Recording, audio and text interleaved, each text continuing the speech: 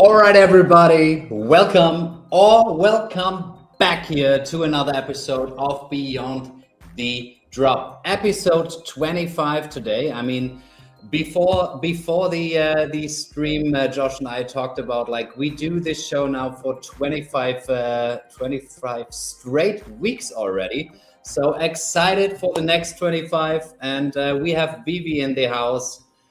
Great to have you here, and yeah, we will definitely have a great stream because we will have Josh, tell us about the agenda today. Oh yeah, nice little message from Vivi earlier on, which is nice to see. So what's going on, guys? But for today's show, we got community posts we're going to start with. I want to announce a little app that I've been working on. It was kind of like a side project that came out of nowhere. I was testing a little feature and then it kind of turned into a little app. So I want to show that. We'll cover some Grail Watch. We have Corey from Vivi joining us. So we have an interview with him. We'll ask him a bunch of questions. And then we'll round things off with the Q&A. I don't think we're going to have time for the mini game, but if we do, we'll hop into that as well. So, yes, sir. All righty. And we got Bulldog in the chat. What's going on, man? Jan, make sure to cover yours as well. So, Yep. Huratan, this is actually live, my friend, because he is asking in my chat if it's live or pre-recorded. We do Beyond the Drop every Monday at 1 p.m. EST, but is it EDT now, like the summertime, or am I wrong here? Still EST. Okay, but 1 p.m. EST. And because like we are an international community and it's sometimes like a little tricky, here are some other time zones. So yep, definitely live, and yeah, it's great to interact with the community through that format. What up, Doc? Made me think of Looney Tunes for a sec there. We need those on VB too. Oh yeah, that would be cool. You want to hop right into the posts? Let's go.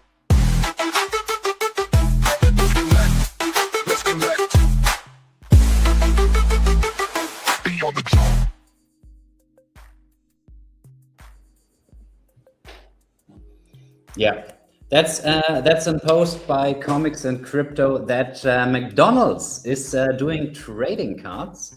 I think that's pretty cool to see that they are trying to I would say use trading cards as a marketing tool, because we later take a look at a clip from Gary Vee on another topic, but Gary Vee also talked about how like big brands can utilize like collectibles to get eyes on their products, etc. And McDonald's definitely a big player. I mean, obviously. So pretty cool to see. And it's like a little bit like the I would say phygital aspect that Vivi is doing also goes, like from my understanding, kind of in that direction. So yeah, pretty cool to see. But it's just in the UK, I guess. Yeah. Card packs in the UK right now. So McDonald's is releasing trading card packs in the UK. Each pack can unlock prizes like free food, merch, and more. But the real chase, golden Ronald McDonald cards, only 10 exist worldwide and comes with a $10,000 prize, pound prize. How much do you think these gold cards sell for on the open market? They look really cool. Yeah, definitely. But I honestly, I have no clue. What would you say? I mean, yeah, I have no idea.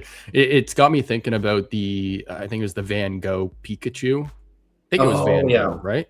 Yeah. There was a gallery in Amsterdam or somewhere in Europe was doing it. Wasn't it wrong? Or am I wrong here? Say again? Wasn't it London? It might have been. I can't remember where it was, but guys, if you know, please write it in the chat.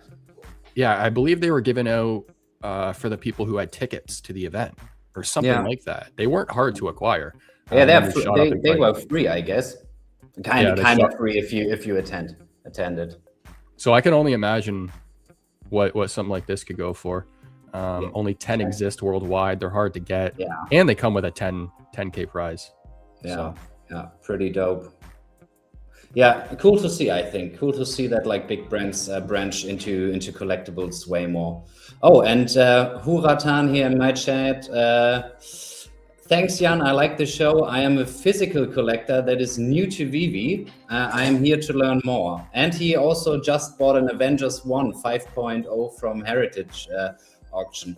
And Huratan, great to have you here. It's really cool to see that you're open to like a new medium of collecting and that you're willing to learn. That's awesome, buddy. And congratulations also on the comic you bought, man.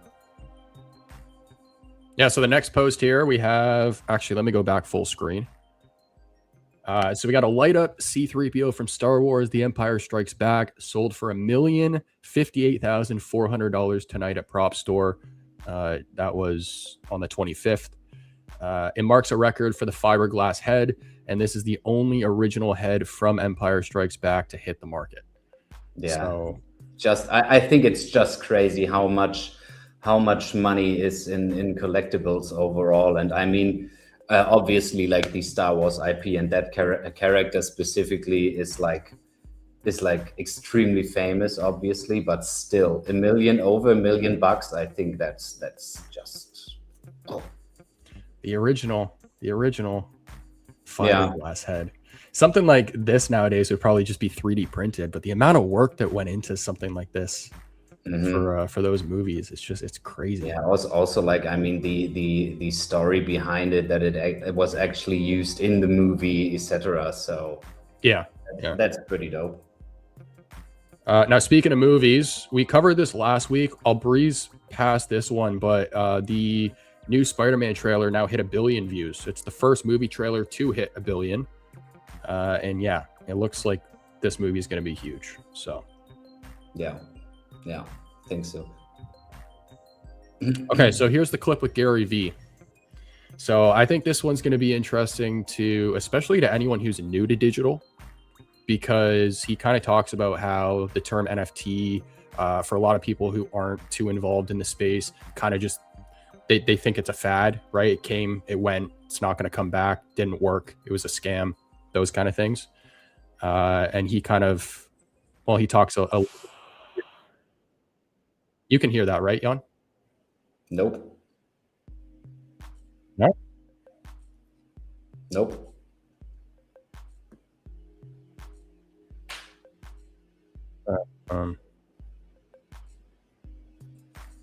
Can you guys in the chat hear it when he plays it? I'm sharing my screen on both. Let me try it again. One sec. No worries, buddy. I mean, John, hello, my friend. Is there an announcement today? Yeah, we kind of announced like our third co-host today. really, really exciting stuff, and I hope. Yeah, we're gonna try. We're gonna try. Yeah. Oh yeah, now. You do? Yeah, You're but not? pretty quiet here on my end. I don't know how it is for the views.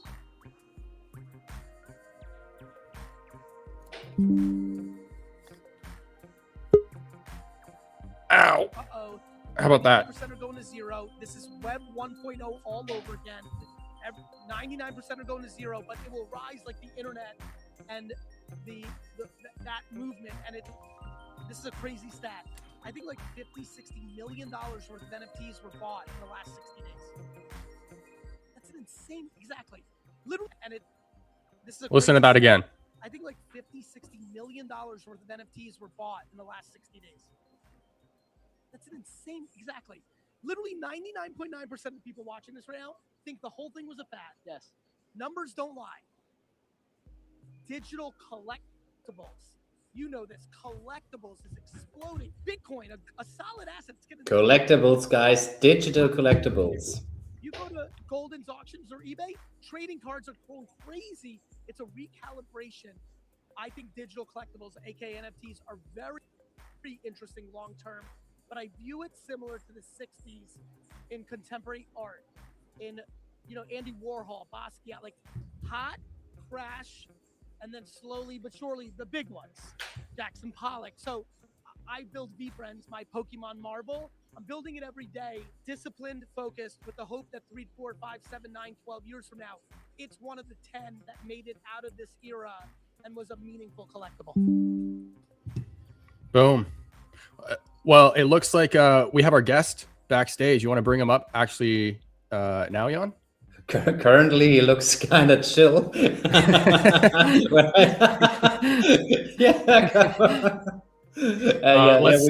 We can do that. Can you give me like at 15? I want to highlight one comment from my chat before we do. Huratan asked, Jan, did you like Die Spinne comics? I'm considering buying some German versions of Silver Age classics. Huratan, honestly, my friend, I'm definitely not the right person to ask that kind of stuff, because I actually got a little bit into collecting like 3-4 years ago, 4.5 years ago, when I found Vivi. So I'm pretty sure you will find some really knowledgeable people in the community, in the chat, that can tell you more about that comic or like German comic culture, but I'm definitely not the wrong guy to ask that. But yeah, I guess there will be definitely some community members who could help you out with that. So yeah, alrighty, Josh, let me quickly do that. And yeah. Okay. Why don't I highlight one more post then from the community while you do that, and then we'll bring them up. Boom.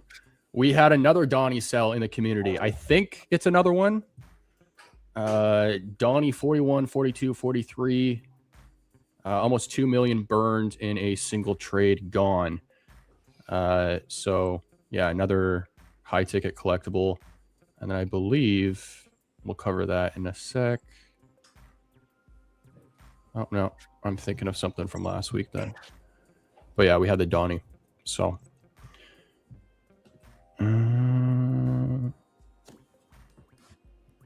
good to go? Yes, sir. All right. Let me switch full screen here. Or no. Boom. Sorry for the close-up, guys. Could be worse, my friend. Could be worse. All right, ladies and gentlemen. Jan, you want to cue the intro, and then I'll bring up our guest. Oh, yeah. Give me a sec.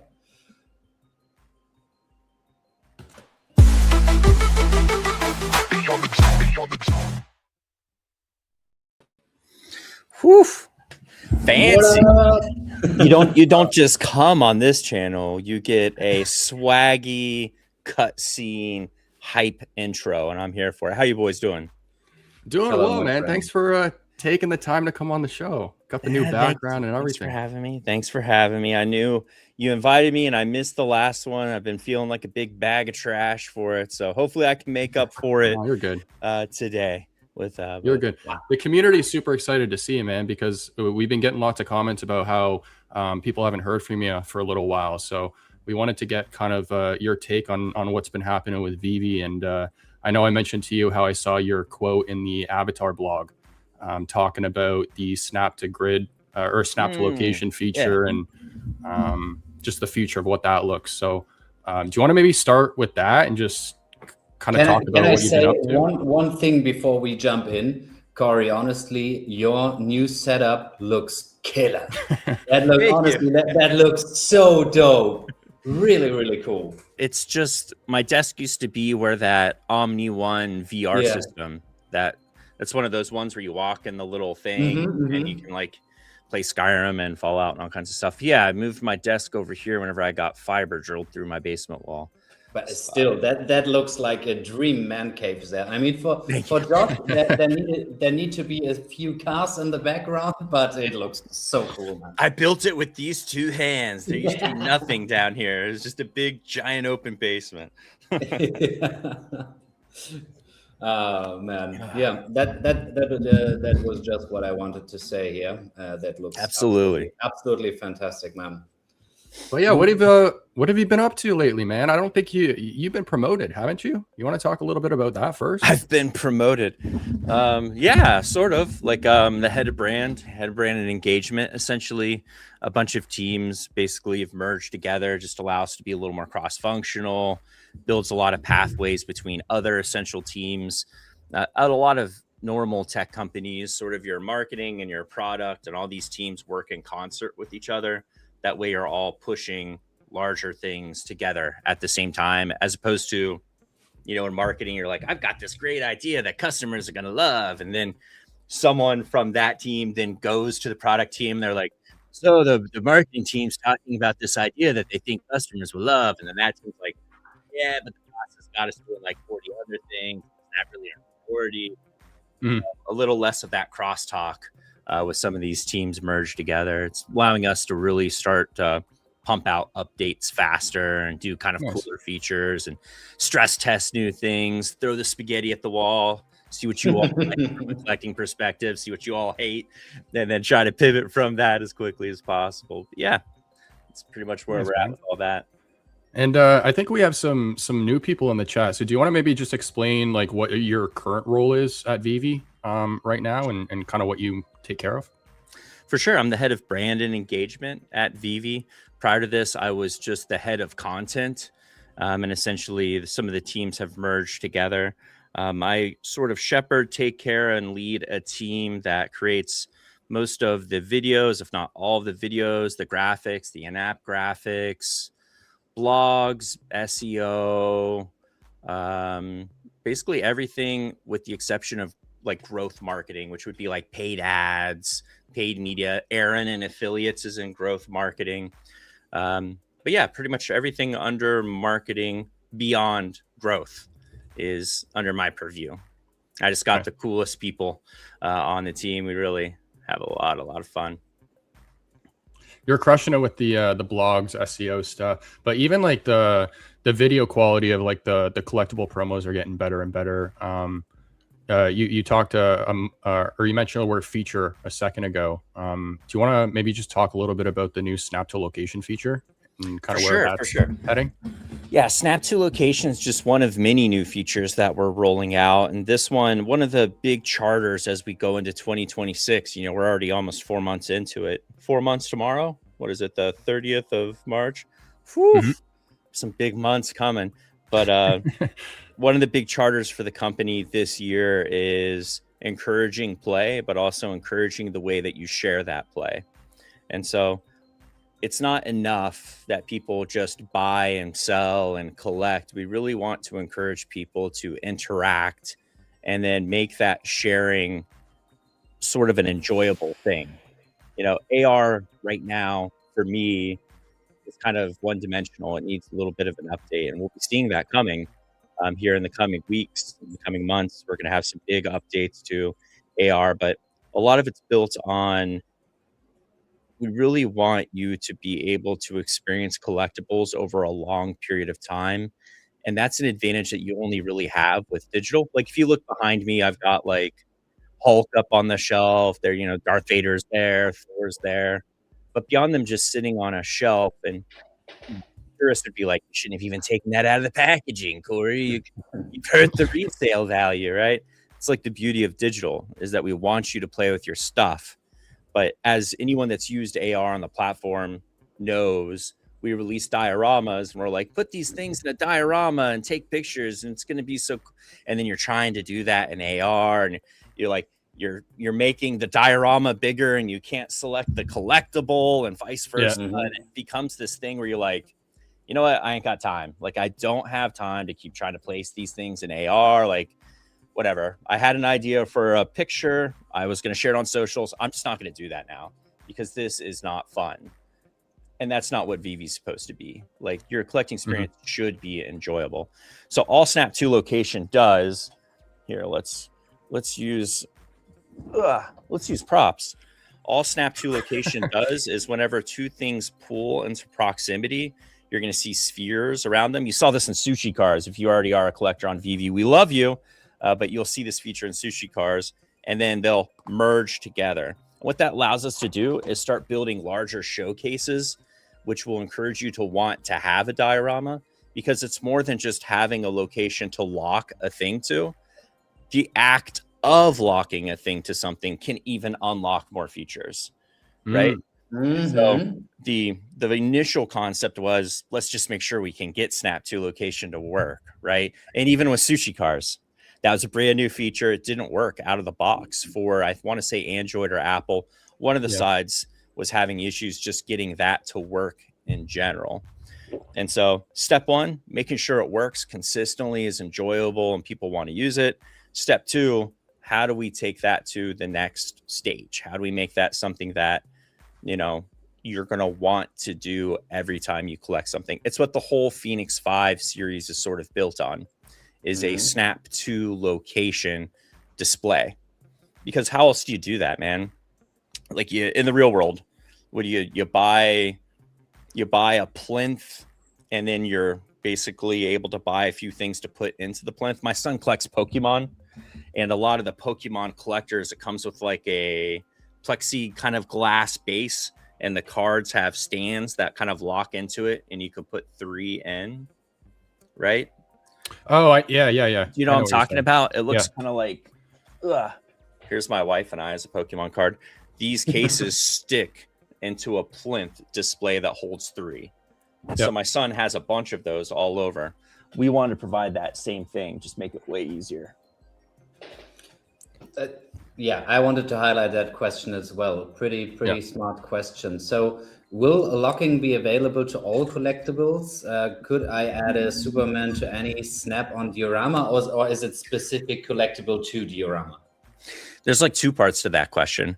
So is the diorama in question based on a very specific IP? So Phoenix 5, for example, the Phoenix 5 diorama is very specifically Marvel IP, which is thus owned by Disney, right? And so they're not going to let you snap a DC collectible into a Marvel. Now we at Vivi are doing our own IPs now. You're going to see us starting to roll out more and more of our own IPs. Some of them are fun things and like celebratory things, like you see with David and Dan, which we call the dads. You know, take that with what you will. So the dad series, right? But Vivi IP could also be different sort of plinths, displays, things that give you a little bit more utility and functionality with your collectibles. So something like that, you know, you can snap whatever you want into it. But if it's very specifically a base for a very specific thing, we got to respect the IP, right? Like, they're letting us license these things out to give to all of you. We got to remain amicable and play by the rules. Yeah. And I don't know if you just mentioned it. I was kind of looking at my other screen for a second there. So are you guys going to be working backwards on the old dioramas as well? Like, is this going to be applied to dioramas that have already dropped without the snap to location feature? I don't want to speak to that directly, but I will say we can go back and make adjustments to past things. Okay. Yeah. I got to be careful not to promise anything. Be like, yeah, absolutely. We're definitely going to go back. And someone clips that and they're like, well, Corey said in a interview 4 months ago, and it never happened. That guy's a charlatan. Yeah. Dude, we still got people asking about the big announcement. Oh, yeah, and I mean, we have the #1 clipper and breaking news guy here in the chat with us, so don't spoil too much. I will do my very best. I have a question on the AR stuff, because like in my interview I had with David like a couple months back, he specifically said like that AR is definitely a big focus for you guys at the moment because of the shareability, and people like directly and straight understand what Vivi is about. Is there like, I mean, you've said that there's more coming than the snap to location feature. I guess you can probably not speak about the other things that are coming. I mean, I can talk a little bit since you're asking about AR. Like, I can give you some examples of goals that we're working towards, but just keep in mind that none of these are tacit promises that I'm making, right? Yeah. And so, some of the goals with AR is obviously updating our AR technology to reflect current cell phone technology, right? Like, our AR functionality has been updated over time, but there's been some big advancements to floor scanning, wall scanning, and face scanning that are built in standard to most cell phone experiences. And so that is a big update that we should be seeing this year. And then the other one is really your ability to share directly from app out if you so choose. And so that's sort of a layer of separation that currently occurs where you take an AR picture, it doesn't look that great because our AR tech isn't the most up to date as it could be. And then it saves with the VV watermark on the bottom right. And then you take that into your phone and then you post. It becomes like a whole, it's kind of like what I was saying earlier with Snap 2 location solving a problem, to where what we don't want someone to do is be like, I want to do this thing. And then it becomes so hard to do that thing. And attention spans, as you both know, and content, it's like you got seconds. Like, you got seconds to make it easy enough for a person to complete the loop. Yeah. And if there's even one barrier for a lot of people, they're like, whatever, like, I'm done with this, right? And so with something like AR, we want it to be, you take the picture, it's an enjoyable experience. The thing places as you would expect. If you want to do it as a selfie, you can. And as soon as you're done with that, you go down to share, like literally any other app in the world, and you pick whichever social platform you want to share it to. And the loop is completed, right? Like, you've completed the loop. If any of you have been to a VV event, and if you have, we appreciate you, you'll see that whenever people come to booths and they experience VV for the first time, that AR enjoyability really is a selling feature, right? Yeah, and you'll see that's what got me in right away. 100%. And you'll see like Ben Dixon, Mr. Falcon, right? I've been working with him. I have him as basically a retainer on my team. It's why I focus on AR promotions, because in my eyes, a promo video, I love a good promo video. Lothar, that's my primary video editor. If you're watching this, I love you. I love your work. But my issue with a promo video for a new person that has no idea what this is they see that video, and honestly, without cuts of AR added to it, they don't quite know what this is a promo for. They're like, is this are these video game clips? Like, are these assets for a video game? Like, is this like a self-made thing? Is VV like a media company? Are they making like budget films? We need AR. Like, you need that visual reference to connect the dot. And so that working flawlessly in apps just got a, big priority for the upcoming year. Yeah. Another question on that point, because maybe it's just on my end because my phone is old as hell, but like the quality of the collectibles, if we do like, for example, AR pictures or AR videos, like there's a big quality difference between, like, for example, like the Viviverse. I get that point that it's hard because of like the file sizes, but will like the overall like collectible quality, because we have such high quality collectibles and good looking amazing collectibles, but on my phone it's a little bit blurry here and there, etc. Will that improve as well? I guess it depends, right? Like, you're always going to be limited by whatever input you're using to experience the app. So, I mean, if you're using a Nokia flip phone to access VV, I'm sorry, but your collectibles aren't going to look that great. And that is the balancing act that we have to play, and that our dev team and our product team have to play is, Devin and the production team could make models that would absolutely blow your bloody minds.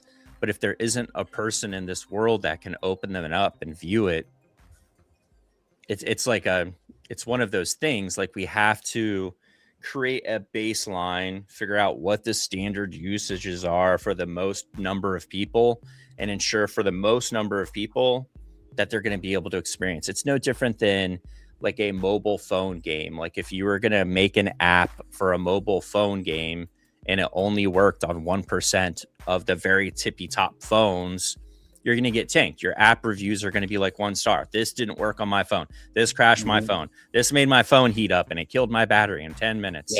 And that's the challenge. The challenge is finding that middle ground. And the cool thing is that middle ground moves as time progresses because cell phone technology gets better.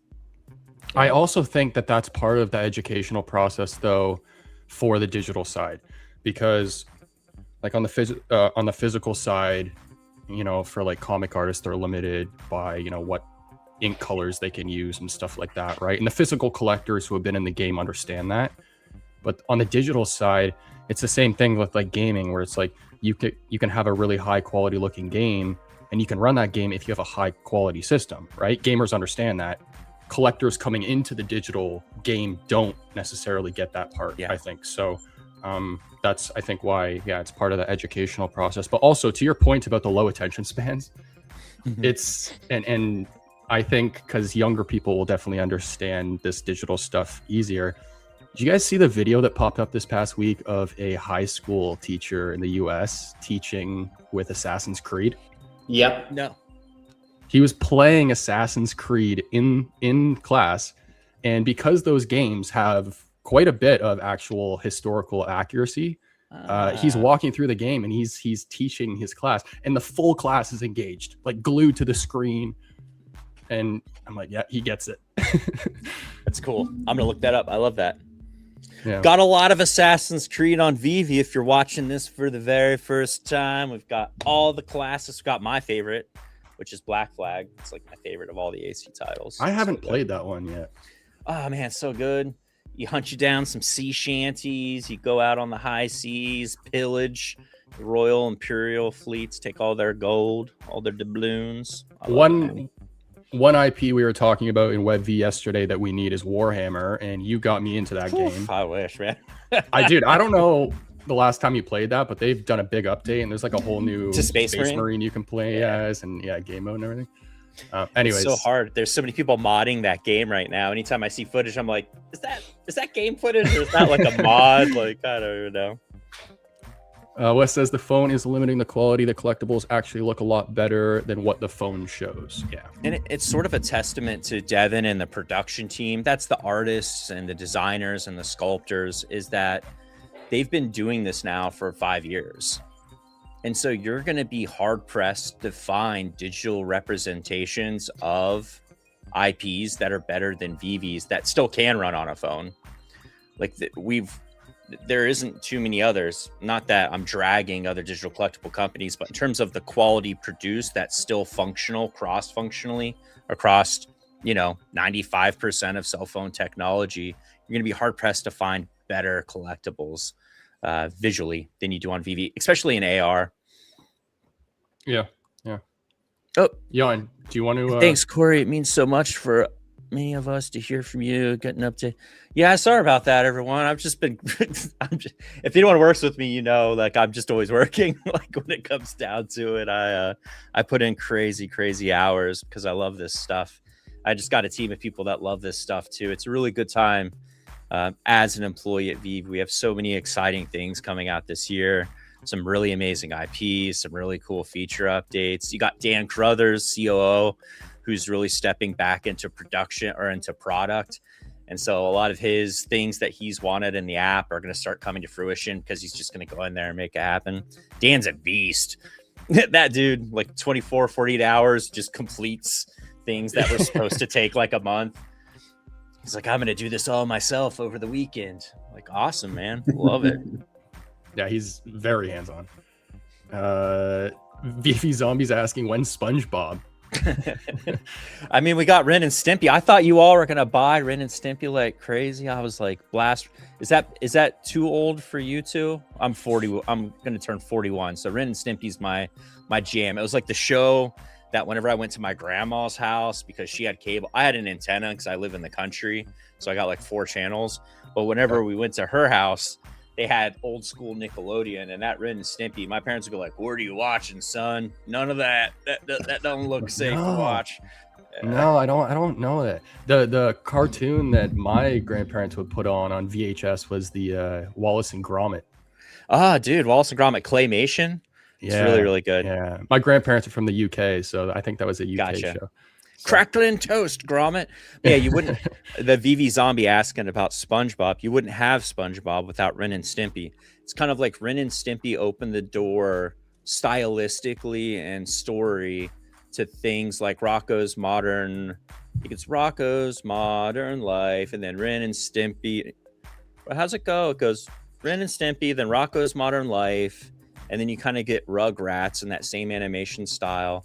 And then SpongeBob is sort of the grandchild of all of those amazing things. I'm gonna have to look into it. Such a cool IP. I've got those vaulted. Those are slick FAs. Once the curmudgeons like me figure out this VV thing exists, growth marketing doing their job, getting more people on, doing the right kind of advertising, they're gonna come swoop that stuff up, I bet. Well, you know what? Not financial advice. This is just Corey talking, everyone. All right. Speaking of the right kind of advertising, though, Jan and I were speaking about your SEO and like the blogs you've been writing before the show. And I like long term, I think that's going to have such a tremendous impact on the project, because I mean, for those who don't know what SEO is, it's how you're ranking on search engines like Google. So if somebody types in a keyword like digital collectibles, VV pops up. And yeah, you've been implementing a lot of that in like the blogs you're releasing. So VV's popping up a lot more in search terms across the world, I think, right? Yeah. Not just What I like most about SEO, and I think my bosses like it the most, is that it is free, gentlemen. It costs you no money to target keywords properly and use SEO best practices, whether you're making YouTube videos like you're watching right now, or you're writing articles for a blog. At this runs point, 24/7 too. It runs 24/7. And and now also you've got like AEO on GEO, right? There you You're go. also You got working it. on that. I mean, that will be even more relevant over the next couple of years if someone asks ChatGPT, Claude, whatever, like what's the coolest digital collectibles platform, and bam, VV pops up. Wes, really appreciate it, man. That's generative engine optimization and answer engine optimization. GEO, AEO is what Boy's talking about there. And yeah, 100%. We're actually ranking really well for that. And that's just a testament to, I've got a copywriter who's super talented, really loves collecting, came from Flesh and Blood, who's actually worked at, have you guys ever heard of Flesh and Blood? Anyone in chat, either of you? Flesh and Blood's a trading card game out of New Zealand. And I actually got turned on to it by a crypto bro of mine back in the day. He's like, there's this new game, Flesh and Blood, TCG. You should, I'm going to get a box of it. And I bought a bunch of cases, booster boxes sealed from him. And then I forgot the thing existed until I was hiring a copywriter. And I saw this dude's resume and I was like, oh, snap, this guy worked at Flesh and Blood. And then I found those cases of Flesh and Blood that I had. And I looked it up on eBay and they're worth like $4,000. I was like, oh, shoot. That was a good decision, Corey. But yeah, 100%. Writing articles with the proper keywords, making sure that it's consumable by AI agents, AI engines, answer engines is going to give you a tremendous boost. At a certain point, the articles we were writing were generating 30%, 32% of the total traffic to the VV website, period. Like, and it didn't cost us anything, you know, to do that. And so the other good news with that is you all probably saw the latest SEC findings, which sort of split crypto into different categories. One of those categories, very specific. We have an article, maybe it's out already. It will be. We wrote an article about this, but one of the categories very specifically is digital collectibles. And it's just like, we could not have hoped for a better scenario to transpire than an actual regulatory agency coining and defining the category that we exist in as digital collectibles, like those two words very specifically, because we own those. Like, you're going to be hard pressed to type digital collectibles plus anything and not find a VV article. We have spent months and months and months and months building authority and owning those keywords. So now whenever financial pundits and different news entities talk about what that SEC news means and what are these different, like, what is a digital collect? You know, a news agency is going to write that. Like, what is a digital collectible? What companies do digital collectibles? like it should be good for us because we should always be pretty close to the top, depending on what they put in. Specifically, if they put in, you could really boost your SEO too by dumping money into it, but we don't. We try to use our money specifically for growth marketing outreach. But that's such good news. And then the way they define that, in the sense that it's culture, IP, entertainment, like their very specific definition of digital collectibles is such good news for us. It's so cool, man. Yeah, you guys are right at the top. And then we typically should be. And if you type in any additional keyword, like if you type in Disney digital collectibles or Marvel, you know, there are obviously other companies who we love, you know, out there doing the same stuff. But we tend to own pretty much everything related to any major IP around the keywords digital collectibles. And again, VV rank. I know, right? What is that? What is that? But again, as new financial entities discover this news, they try to dig into it and they start doing their own research to write their own articles and form their own opinions. We've already done the work. They're going to type in digital collectibles. They're going to type in these things and they're going to be like, oh man, this VV thing's at the top of all of these. What is this? Click. And they're going to be like, Disney, Marvel, Lucasfilm. Yeah. Oh, like this is legit. Oh, they've been here for 5 years. Oh, yeah. Okay. Like this is a real thing. Like this is a legitimate thing. And then we've already written all the articles to bolster that. So good news, boys. Big I was waterfall happy effect. When that happened. Yeah, David, Dan, we were all like messaging each other. We're like, let's go, man. SEC doing some good work. Because you always worry. Like an interesting thing whenever you look at a lot of our promotions, there's certain words that we have to avoid visually. So like the word store-bought or owned. And it's because a lot of the licensors that we work with have always been concerned what the SEC is going to classify our digital collectibles are. Right? Are they going to be very financially regulated things or not? And them creating this category, digital collectibles, makes life way easier. Yeah. So has VV since that announcement, have you guys now been sitting down with brands who are wanting to kind of change how you're going to push their collectibles? Like the moment this happened, well, first we had to wait for the news to matriculate, right? So the initial post was just here's what they're talking about and here's what they think they're going to do. Then they released like their 50 or 60, I don't know how many pages it was, their actual document. And so now that that's happened, you know, there's David Yu, co-founder, CEO, for those of you watching, may have never heard of VV. We are glad you are here and watching. But as David goes out and he tries to work different contacts, establish new licenses, it changes the entire dialogue of how we approach that now. Because a lot of times it feels very speculative whenever you're trying to explain to a new entity, especially one that has legal concerns and massive IP about what is this thing? Like NFTs, that seems really, you know, that seems a little hazardous. That seems like a lot of rug pulls in the past. I've seen a lot of big companies. I've seen Starbucks try to do NFTs. I'm talking from the perspective of a large corporation. A lot of large corporations have tried to do the NFT thing and it hasn't worked out for them. We've never done that. We've never really been like, we're the #1 NFT company in the world. We have always been a premium digital collectible company. We've not changed anything about ourselves. The world and the SEC is now just defining where we exist. And we're just really lucky that they're defining it in the way that exactly was already what we were doing. So David's like a kid in the candy shop right now. For sure. Yeah, and sure. Go ahead.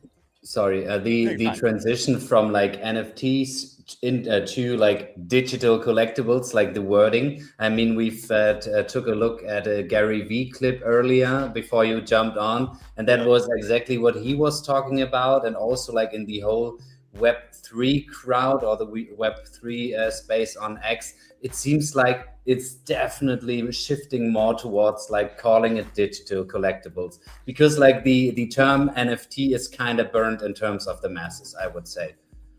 100%. Whenever we talk at a corporate level or a higher level or an executive level, really whenever we're talking about NFT or crypto, it's really a safeguard as opposed to sort of an exploratory chance sort of thing.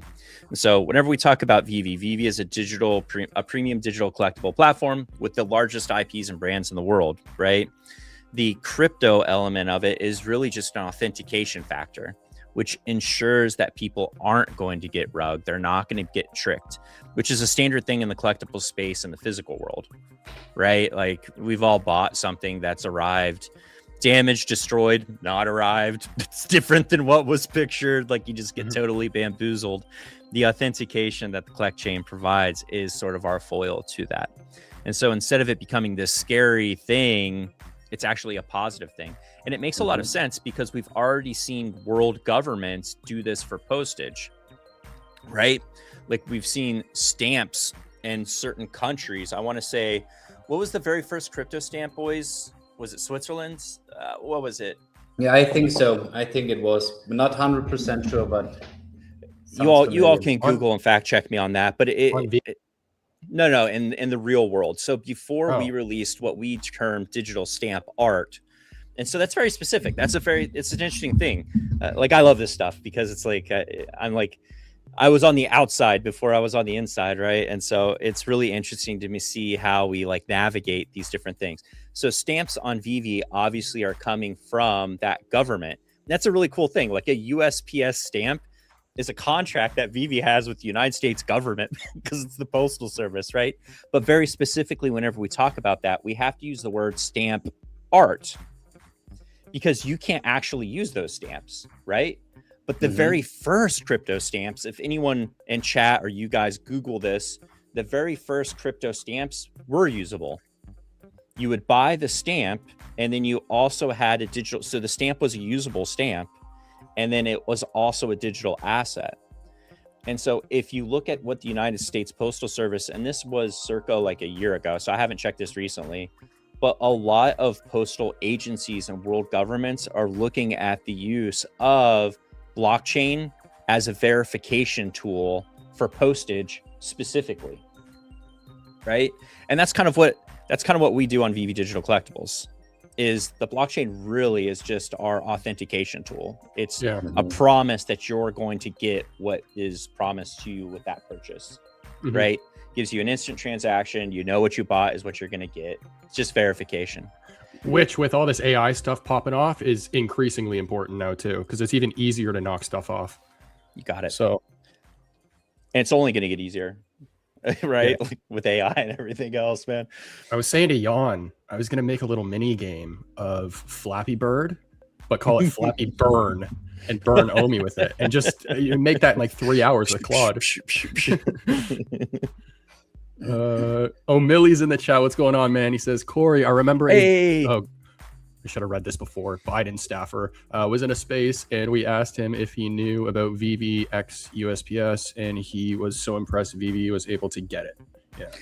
Yeah, I love I think one of my favorite, I mean, there's a lot of really good USPS series. I think I'm going to be live streaming with O'Milly for the Teenage Mutant Ninja Trop. I think we're playing like Shredder's Revenge. So passive promotion for him. But I think emoji? I think that emoji? Maybe it's O'Milly or emoji. I can't remember exactly. I'm gonna be on a space somewhere playing Shredder's Revenge on Raphael Drop Day. But I think my favorite series from us is the planets, because the planets released an order of rarity from the sun, which was like a super slick thing. I know those aren't like, it's a weird thing with stamps, right? Like you have that's emoji.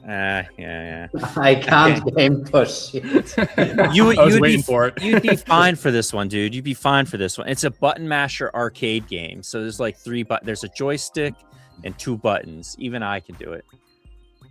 Yeah. Those aren't the most historic, but I just think they're really beautiful. Those things look slick in AR. Speaking of AR. Yeah, this one's really nice. What else were like collectibles you picked up over the last couple of weeks or months? Any specific ones? I think I just got here. I'll just pull up and you can scan my code right now and join Vivi today. Yeah, honestly, I love Go ahead. I love seeing like the friend feature with the QR code. That's a pretty cool initiative. And I mean, we had some folks in the community say, "Oh, why is it just 5 gems?" And I'm like, guys, sorry, but that's such a good incentive in my personal view. I mean, 5 gems you can, or at least get like 2 or 3 people in, have 15 gems, you can buy a lot of stuff, participate in a drop. And I mean, not everyone can get like 15, 20 gems for just one sign up. I mean, there needs to be a limit, right? And it sort of harkens back to the original. For anyone that's been here a really long time, you'll remember whenever we used to have transfers, right? Like you could just send collectibles to each other. And that sort of opened the door to people doing off-platform transactions to huge sums of money, which we would see certain collectibles being used as basically mules to, you know, send money back and forth. But the reality is, for a legitimate person that's legitimately, I go to the barber goes, "Where do you work?" I tell them, "I work at an invisible toy and comic company out of New Zealand." And they're like, "Right." And then I bring up the app. If I was going to send him something to start his collection, I'm probably not sending him, you know, a $100 collectible. I'm probably sending him a $2 or $3 comic if he reads comics, or a cheaper collectible. And so that gem is really just the equivalent of what you probably would have transferred a tangible collectible to someone, or a tangible comic, to get them, you know, in on the game, right? Yeah. In terms of recents, these are mine. So I tried to go for Aang twice. And then I had to get Phoenix. So those are my 2 most recents. Man, the Aang pipeline's going to be so cool. I should be careful because I don't even know what all we released, boys, before I go into that. Like, what all have we released on VV? I live months in the futures, so it's like I gotta be careful here. The few gems, though, it's like great points. I was just mentioning to Jan too before the show how I bought my first cases on CS:GO. I degened and bought some skins in the game. Completely got wrecked. Like, didn't get anything good, but it was only like $10-15 or whatever that I put into the game just to get started with buying the skins. Now I kind of want to buy more, but it's a great point. You just need a couple comics to get started, and that's it. Yeah, good enough to get the engine going. All right, so it just looks like we've got the Avatar: The Last Airbender collectibles promo live, and then we've obviously done the Aang drop, and we haven't announced any subsequent drops. Am I tracking, boys? Keep me honest here, because the microchip on my neck will blow, and that'll be it for me, and you'll never get to interview me again. The latest drop you guys just announced. The latest one is the London Police TLP collectible. Yep, the lads. The latest one. Cool. Awesome. Yeah. So what do you want to talk about? Like, in terms of, I mean, we Avatar have, or whatever. Yeah, I think Josh, you had some kind of. Well, this is the first time we're seeing a drop structured like that. Yes and first no. off. Yeah. Okay. Well, explain. Yeah. Okay. So I guess the first, which came first? Is it Aang or is it the Phoenix 5? Aang. Yeah. So it would be the first then. A big push as we go into 2026 is we want to encourage people that really love a thing to have a reason to keep coming back for that thing. But more than that, we want to make sure when they come back, they have something tangible other than the value of whatever it is they bought and whatever it's trading for in the market, but some sort of tangible tie to a past release.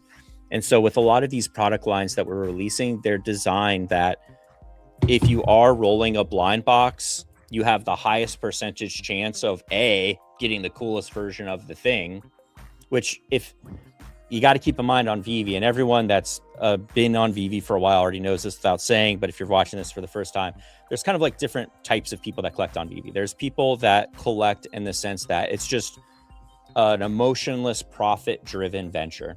That's fine. If you want to do that, it's available on VV. We have special editions, we have chasers, we have all that good stuff. But if you're here for the love of the game, for the love of the IP, because you grew up watching Avatar: The Last Airbender and you super dig it, the drop's really designed for you, because cumulatively, as you build along and you continue going into this journey, you're going to take pieces of it to craft future pieces. And so to unlock all of Aang's powers, you have to meet we follow it exactly like you do in the show. So if you've watched the show, we're following it exactly in the same way. You meet friends, and with those friends, Aang learns new things. And as he unlocks new things, he continues to evolve, right?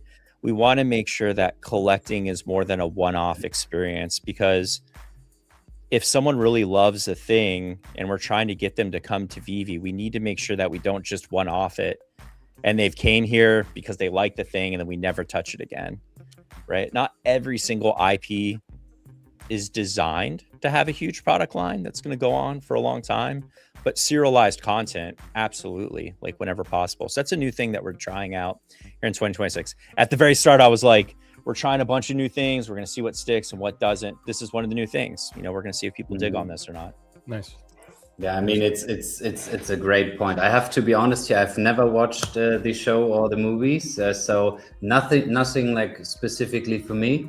But like, I think it would also encourage people to hold stuff way longer and don't. I think it will prevent a little bit in terms of flipping people who want to flip and make a quick buck here. So yeah, for sure. And flipping at the end of the day is tangible profit. I mean, if we were just a heartless corporation that was purely profit driven, we would want people to flip, because every time you all flip, we're getting a secondary market transaction. But this really is for the love of the IP. It's for the love of collecting. We're trying to build something that's a little less shallow and a little more deep. And hopefully, you know, you've never watched Avatar. I'd encourage you to, because I mean, there are certain stories out there that are just pure entertainment, and it just is what it is. You kind of forget about it after the fact. But there are certain stories out there that you watch and it leaves like an indelible impact on you as a human being. Like it's kind of like a parable or something. Like you've taken away a lesson about life. Mm-hmm. And for people that really like Avatar: The Last Airbender, that's the sort of emotional connection they have to the story. And so we really need to honor those people by making sure that we're releasing products that are equal to that experience. Jan, you got to watch it. It's great. Yeah, I will, guys. I will. You've got the live action too. I mean, the live action on Netflix, if you want to not watch, I think it's 9. I don't know how many episodes there are. There's quite a few for the animated. Yeah. I want to highlight one comment here from the biggest bro, because like he says it like pretty accurate, I would say. This storytelling structure is a phenomenal change and drops going along with the actual story in building a collectible. It seems that Vivi are giving a love letter to the fans of the IP. Bravo. And I think that sums it up quite perfectly. And also, it encourages him to that you guys will treat other IPs like that. For example, Dragon Ball, Pokemon. Don't forget Power Rangers. That's a really good one. Yeah, but I'm definitely more here for the other two. So please, globally. All right, let's head back to this question before we forget. Exactly. Because he was asking. Yeah, Corey, you see it. Corey, what's the value prop from a physical comic book collector standpoint? Vintage comic books grow over time, but are tangible. Why collect digital if there's other apps like Marvel Unlimited? Yeah, 100%. Like with Marvel Unlimited specifically, you're obviously not rolling a blind box. It's just a digital library that you're paying a subscription. It's no different than having a Netflix subscription, but you don't own any of those Netflix shows. And you don't own variants of the Netflix shows with special features inside of them. And so a very clear difference between Marvel Unlimited and Vivi, obviously, is that we have a blind box system with exclusive covers that you can only get on Vivi that don't exist anywhere in the world. And those exclusive variant covers aren't just from some goofball on our team that draws comic book covers. It's from legitimate Marvel comic artists like Nicoletta Balderi, Peach Momo, like the top tier artists. So there's the value proposition from if you're a value, collector, you could roll a secret rare, you could roll an exclusive cover, and we don't even know tangibly what the value of exclusive covers will be long term. We're 5 years into this adventure. Right? We're 5 years in this adventure, and the SEC is now just defining what a digital collectible is, boys. Yeah. It's how early we are. Like, I know for people that have been here for a long time, me included, it feels like we've been doing this forever. but the rest of the world's just sort of, and even Gary, like you were showing that clip earlier where he's like NFT digital collectibles, you know, they're redefining what the words are. So one he said recalibrating. That's such a good word. Yeah, it is. Such a good word. I remember seeing a clip of him in like 2008 where he's like, the future of marketing is going to be social media marketing, and everyone's going to be, these corporations are going to use social media to, and that guy's just always been so far advanced in his thinking. That's my job now. So with Marvel Unlimited, you're paying a subscription just to read their library, which is awesome, by the way. I have Marvel Unlimited. It's a super great tool. On Vivi, you're able to read using a reader. You're able to read in augmented reality, but you're able to buy and sell whatever variant you get. So on a 5 comic collectible, you get the rare. You could sell that rare for whatever the market value of it is. Long term, it'll never degrade. You'll never lose it if you move 100 times. I was in the military. My wife and I cumulatively were in the military for 16 years. In those 16 years, we moved a lot of times. I collect Legos. You know how many times I've had to put my Legos back together because they got destroyed in a moving box? That's a real thing. Like if you're a physical collector of a high dollar value, the risk to you of your property being destroyed only increases over time. Age and time are your enemies. You want to display that comic cover? You can, but do you want it to fade because of light exposure? So you have an asset that you lock in the back room of a climate controlled warehouse, and is it even a thing you enjoy, or is it just a thing that sits in a safe that accumulates value for you? Vivi's the opposite of that. We want you to maintain the value of your collectibles, but we also want you to be able to enjoy them. We want to keep these stories alive. We want to keep the cultural relevance of IPs like Avatar. Avatar, I'm sorry, guys, the guys and gals that are watching, it's old. It's old news. That came out a long time ago. You've got gray in your beard at this point. If you're like Ren and Stimpy, I was talking about, like, I grew up with Ren and Stimpy. Talk to an 18 to 20-nothing-year-old about Ren and Stimpy. They're not going to know what the heck you're talking about, right? People's knowledge of these IPs that are culturally relevant and really nostalgic and important to us is being lost to time. And the only time they're getting retouched is if some gray hair weirdo is like preaching about it on socials, or it gets a live adaptation remake. So the value proposition, in short, I'm a tangent guy. You know, I'm a talker. That's why they pay me the big bucks, I guess.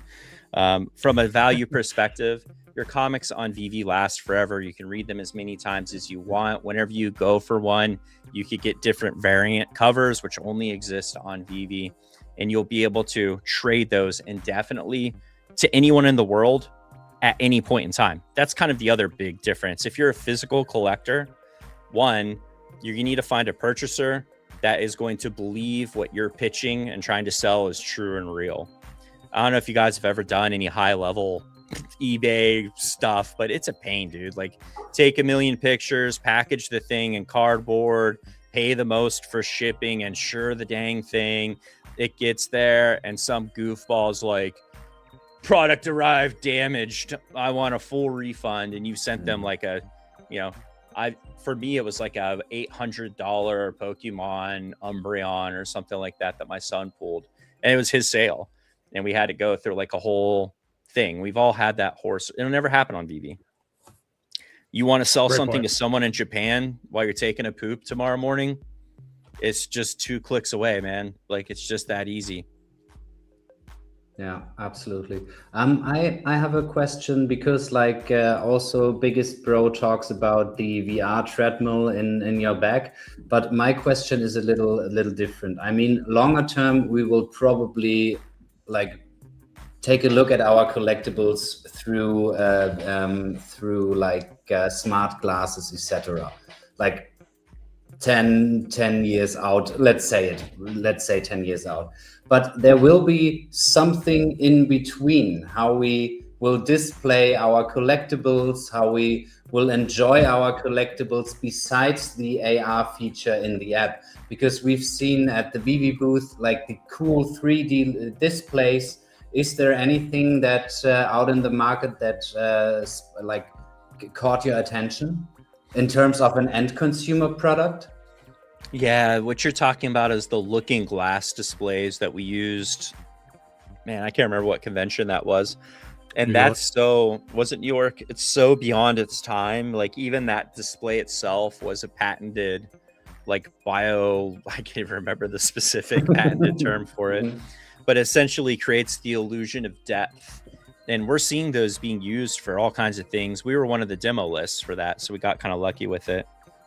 But to your point, I think the adoption of digital is going to rely on some sort of wearable that makes it more mainstream and common, paired with things like smart glass in general becoming more commonplace, where you can have an option of your car windshield using smart glass or your mirrors using smart glass and these wearable devices.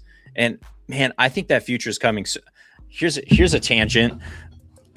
My wife makes me go to the VA. I'm a veteran, right? So I have to go to the VA, which is like healthcare. And whenever I went this time, there were signs all over the walls that said AI assistance in use, conversations will be recorded. And while I was talking to my doctor, her laptop talked to us, relaying information about my past medical history. So like whenever I answered a question like about an agent, like an AI agent, some sort of speaking AI agent that they're using. And so she asked me a question, I gave an answer, and this AI agent that was also listening to this conversation was like, Corey reported in 2014 that this happened with his health. It knew that there was some sort of conflict of information occurring, and it passed that. I think we're living in an age where these things are going to become, I've got a feeling they're going to make me as a government guinea pig wear some sort of, my wife has an Aura ring. I don't know if any of you know, like it's this ring you wear and it like monitors your sleep, your body chemicals. Like if you've got too much cortisol, it's like your cortisol levels are high. Perhaps go out for a nice walk in the fresh air. We're steps away. Like we're steps away from that sort of thing. It makes me think of the reactions you'd get from like my grandparents growing up. Like, what is this phone? Like this, it's when we're older, we're going to be so confused because the world is going to be moving at such a like fast pace. It's going to And my son only plays video games, right? He has a Switch, he has a computer, he does play games on those, but 80% of the gameplay that he does right now is VR. You hear him stomping around in his room. Yeah, he stomps around in his room. He's got his little hands, he's got his little goggles on, he's doing it. It's all of his friends, all of them, they're all in VR together. And it's cool because, you know, I can see what he's doing at any time in VR on my phone because it's linked. So if I hear him stomping around his room, I can just hit 2 buttons and literally listen to what he's doing and see what he's doing as a safeguard as a parent, which is nice. That's cool. But my son's 10. Okay. Now think about my evolution in gaming as someone who was born in 1985. My dad brought home a brick of a computer, literally like this huge box with a keyboard that fell out and the screen was black and it was green. And you put in like 5.5-inch floppies and you had to open like CD-ROM to like input commands. Then computers evolved. I remember Baldur's Gate with 8 discs, like 8 CDs to play Baldur's Gate 1. It'd be like injects disc 3 to continue your gameplay. And then I had my Game Boy, then I had my Nintendo 64, and now, you know, I've got like a VR thing behind me that I play on. I've got my computer. Oh, Lord. But for my son, game discs. I forgot about that. Yeah, but for my son, he's in VR right now. That is the standard way in which he experiences game. It's his preferred means, and it's the preferred means of all of his friends who are also 10. So what is it going to be like for them? Phoebe's been around for 5 years. What's the next 5 going to look like? Whenever my son's of buying age, whenever he's 18, what is his world going to look like? How is he going to interface with digital assets? He buys everything digitally right now. Like even whenever he gets his allowance, he has a bank account that I send it to because I've set up a bank account for him to start building his credit at a young age. Right? He's an employee of my company and he takes out my trash and he sweeps the floor. So he gets paid for that. And so whenever he purchases games, he's purchasing it completely digitally. He doesn't have 8 discs for Baldur's Gate 1 like I did, right? He didn't go to GameStop to get a book that teaches you all the Mortal Kombat fatalities. It's just 100% digital. What is life going to be for him whenever he can buy? And what will Vivi be at that point? that's what we need to prepare for, and that's what we're thinking about as we're starting to restructure the way we're doing business. Yeah, good. Yeah, moving too fast. The invasion of Luftwaffe took 7 floppies to load. Man, it's crazy. Prince of Persia. Yeah, that's a good one. Talk about a failure of a movie. Remember Prince of Persia? If we ever get that IP, like, I apologize if you ever watch this in retrospect, but man, that movie. Yeah, this is a pretty good question. What should VV do next to go mainstream? Awareness still feels like the biggest gap. We've talked a little bit about that. Can you pop that back up so I can read it? Yep. What's good, guys? VV's growing slow but steady. Exposure from big fans count seems to be bringing in new users. What should VV do next to go mainstream? Awareness still feels like the biggest gap. What's happening right now on VV is we've never been in a position in terms of the way we collect data, the way our teams are structured, the synergies that exist between product, production, and marketing.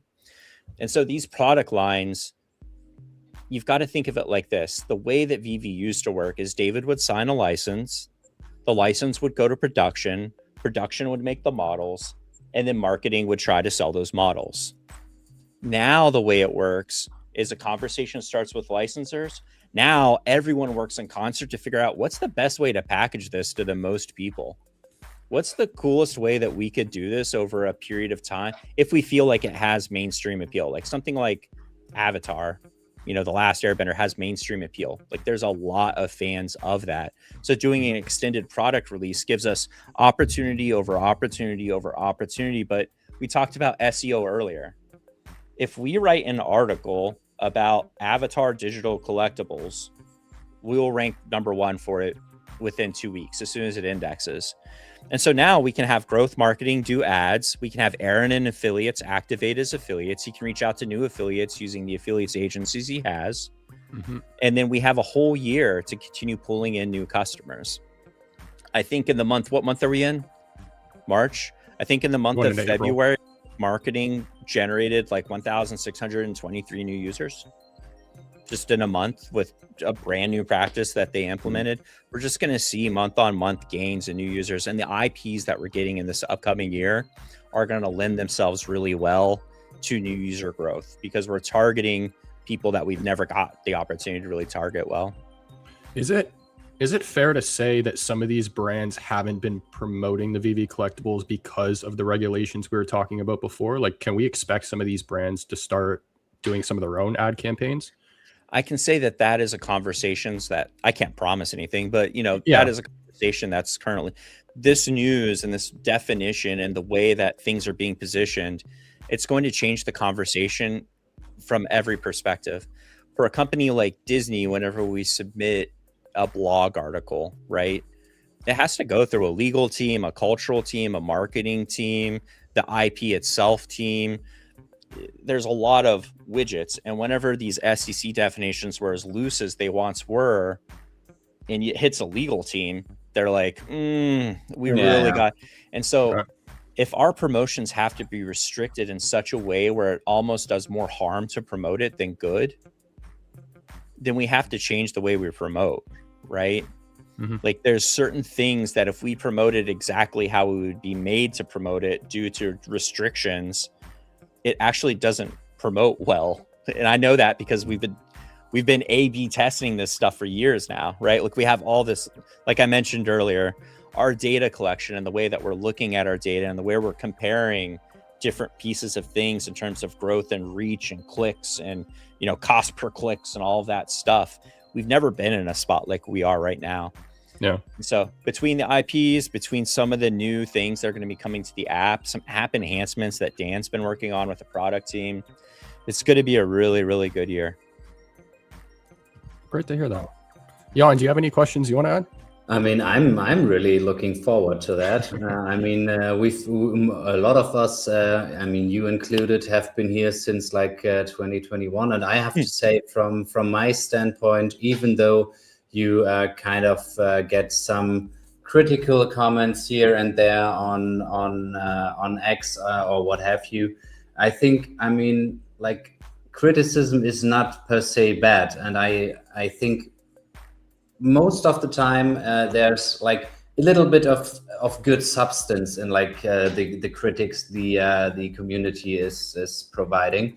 But from my personal view, I have to say you guys are currently going in such a good direction in my personal view in terms of Aaron with like the affiliates. We've seen way more affiliates with I mean, we've talked about what you are delivering a lot during the show with like the ranking, the articles, etc. So I'm from my end here, just kudos to you guys. Please keep on building. And I think like the point a lot of people are maybe not getting right is like the fact like digital collecting is currently, in my personal understanding, so uninteresting in terms of the mass market, because so much other stuff is going on in the world right now. So I think you guys are doing like a great job. That was not per se a question, more a statement. No, I appreciate it. We do appreciate it.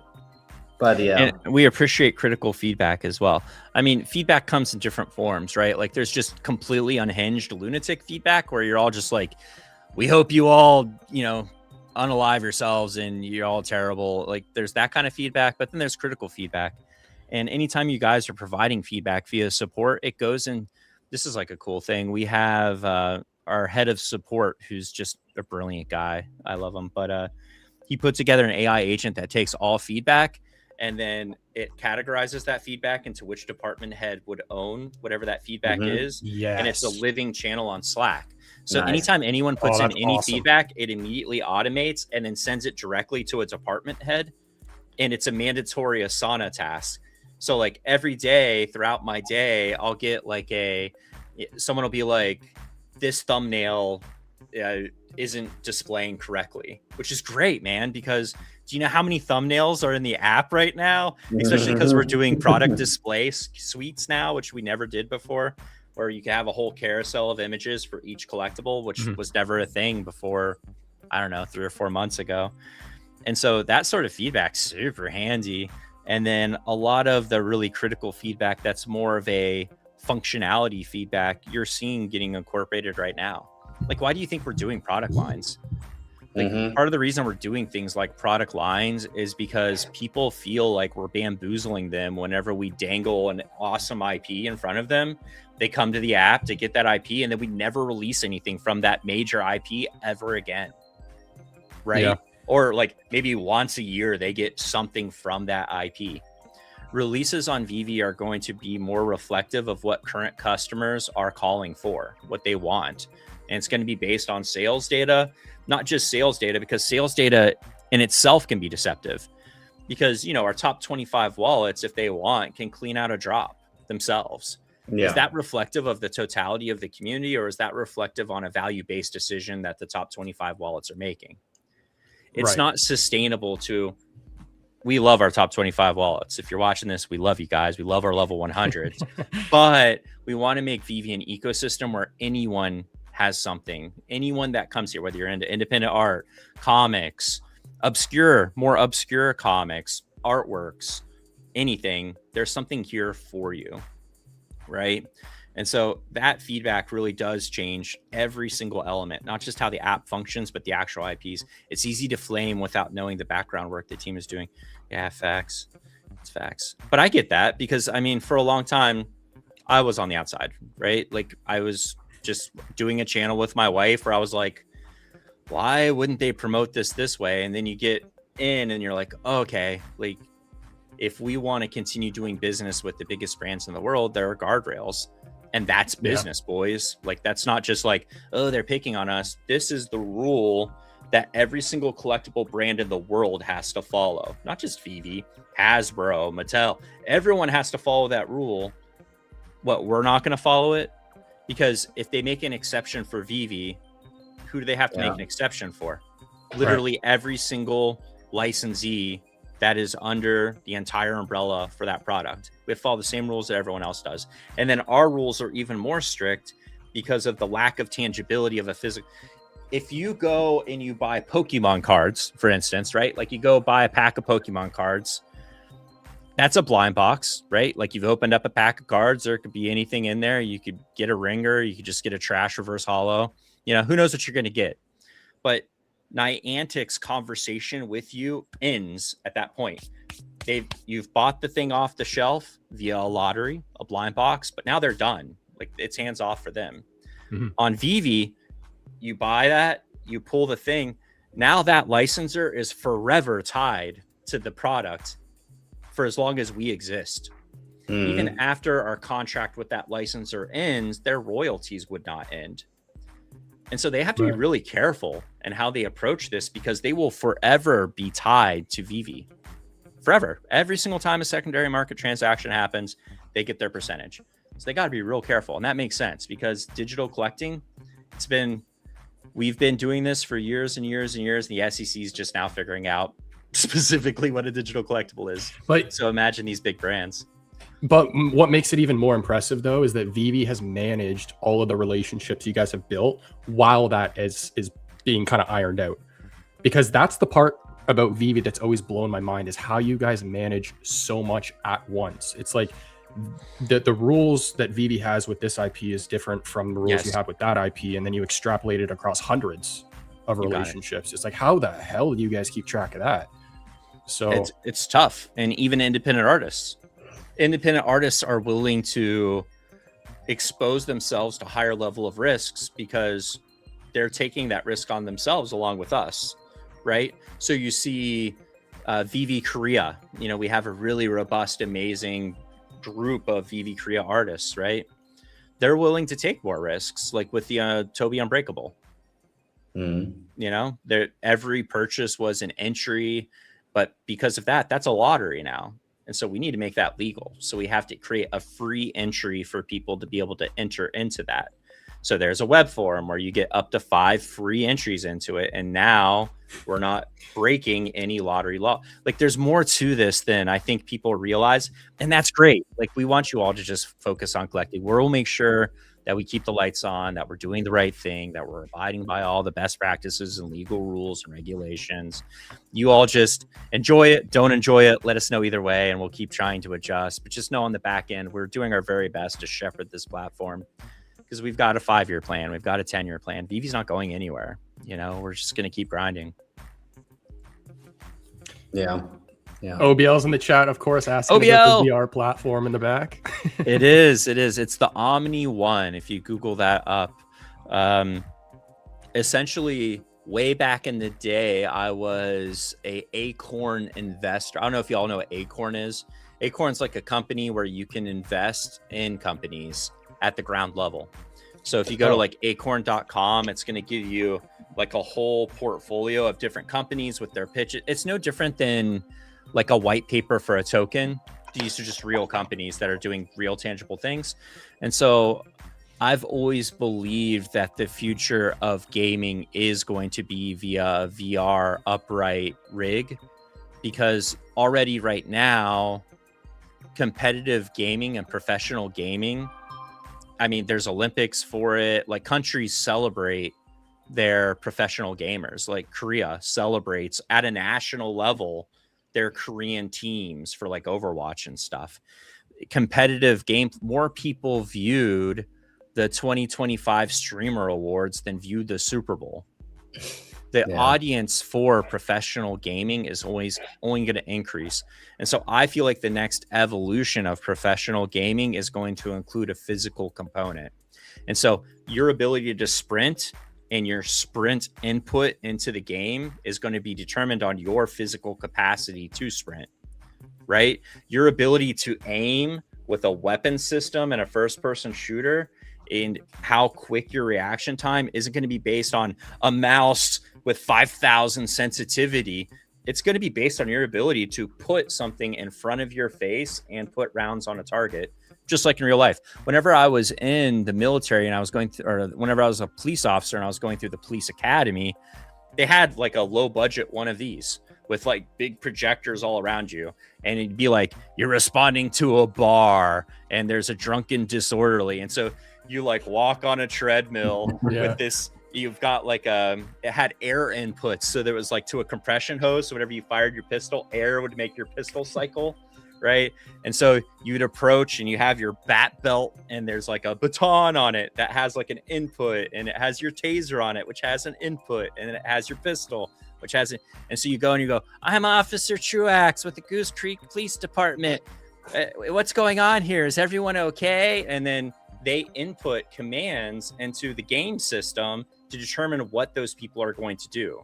And you need to use the right force to combat whatever the scenario is. So as a police officer, your first weapon is your voice, right? And then it goes down from that. I think a lot of modern police officers maybe forget that their first weapon is their voice, but that's actually it. Like your presence on scene and ability to communicate with people is your primary weapon. And then you have all your other ones if things go south. So I've always been aware of that. And I remember whenever I experienced that as a gamer my whole life, I was just like, this is it, man. Like this once it hits mainstream is how people are going to game. So I've always wanted one of those systems. As soon as I saw it as an investment opportunity, I pounced on it. So I got like a pretty gigantic discount on the rig as an early investor.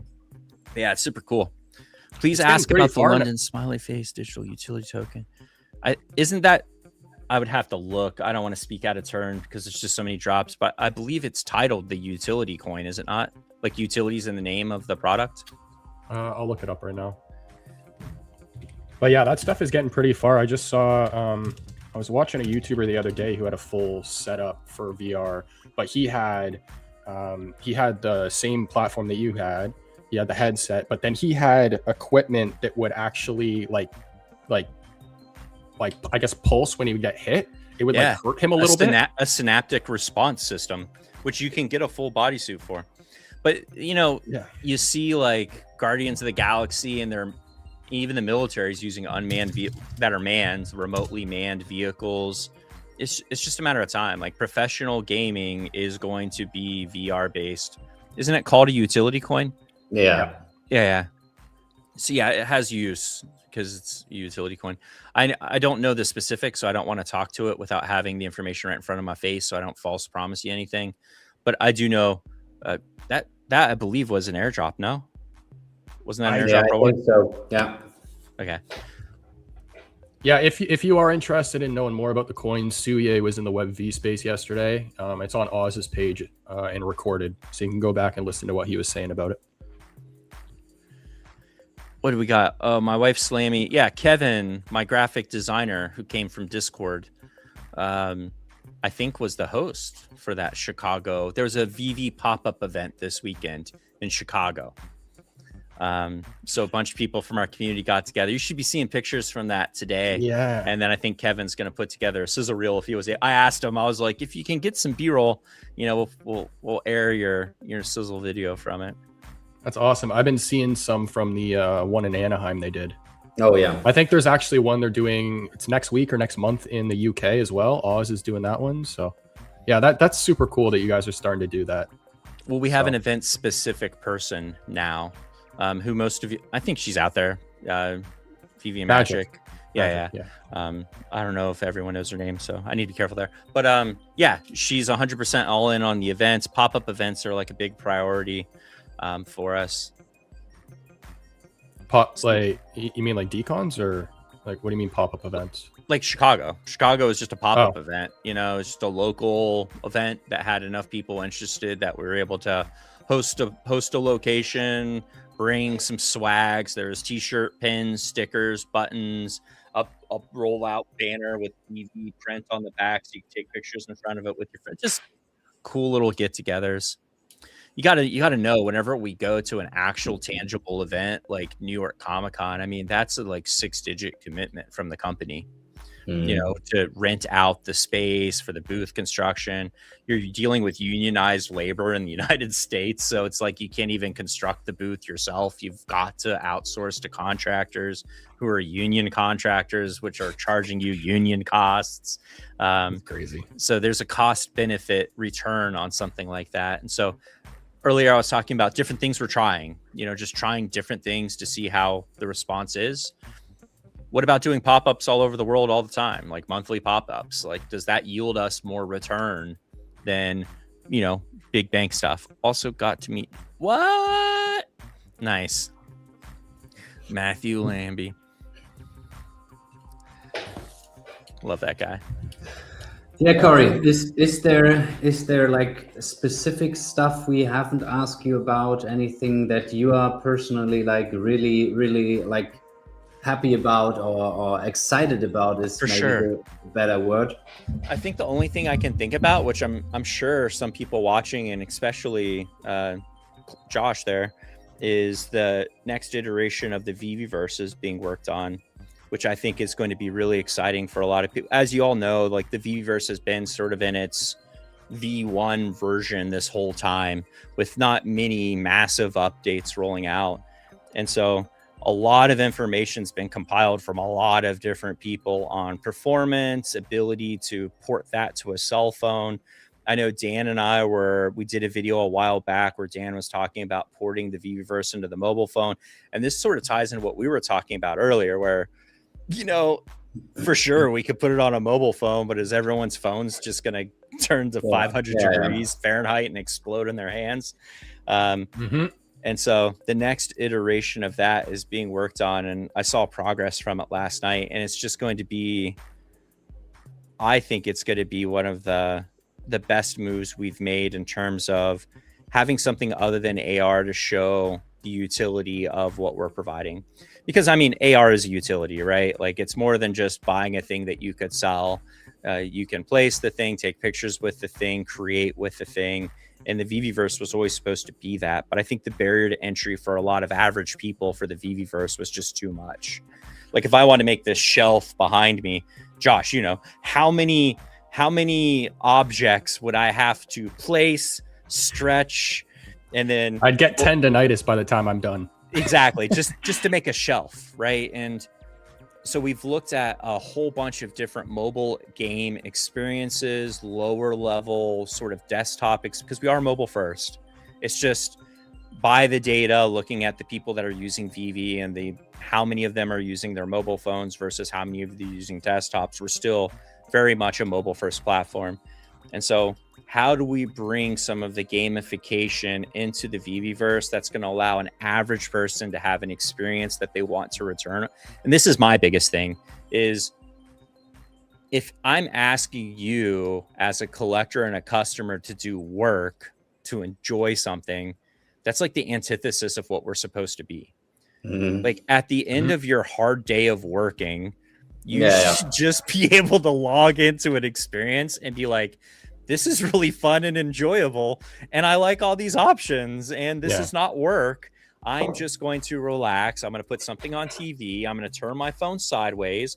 I'm going to use 2 joysticks. I'm going to put on my headset maybe and talk to my friends, and I'm going to have a chill time and not be like Josh here being like, let me build a shelf for you out of 576 objects. It shouldn't be like that, man. And so the next iteration of the VV-verse, I think, is going to be exciting. We should be seeing that within the next quarter or two. That's not a promise, but that's my expectation. I'm going to be straight up here. If anybody else in the company said that, it probably wouldn't have held as much weight for me. But because it's coming from you, that actually that has me pretty excited, because I mean, you obviously know my opinion on the VV-verse. We talked about it, but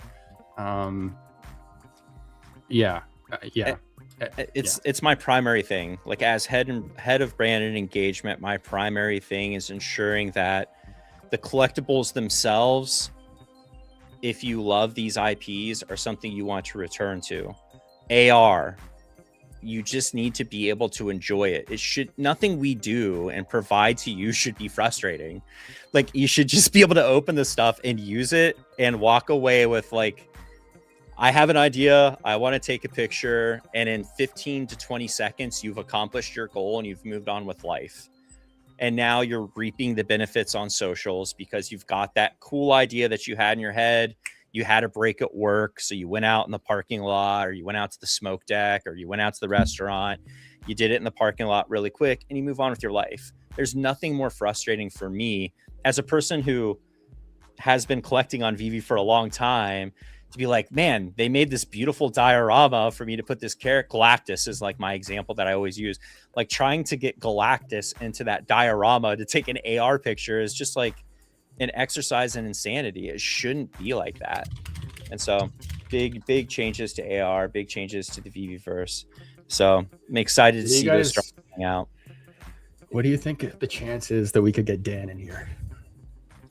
That's going to be tricky. Dan's been gone. They've been jet set. I know David's been traveling for licensors, and then Dan actually took vacation. Dan went on a work bender that was crazy. So but I'll ask him. I have a meeting with him. I'm messaging an hour and a half right now. I'm messaging him right now. That's why I was like, because I saw he was at like a wedding or something, and then he was still responding to questions. I was like, this. Speaking of him being a workaholic, I mean that sums it up right there. But Jan, sorry. Yeah, just a quick question in terms of like the VVverse. I know you can't say too much probably, sure. But will there be some kind of AI component in there? Because you nowadays see a lot of like voice to, however you call it, build. I describe it via text, via voice, sure. and something gets built.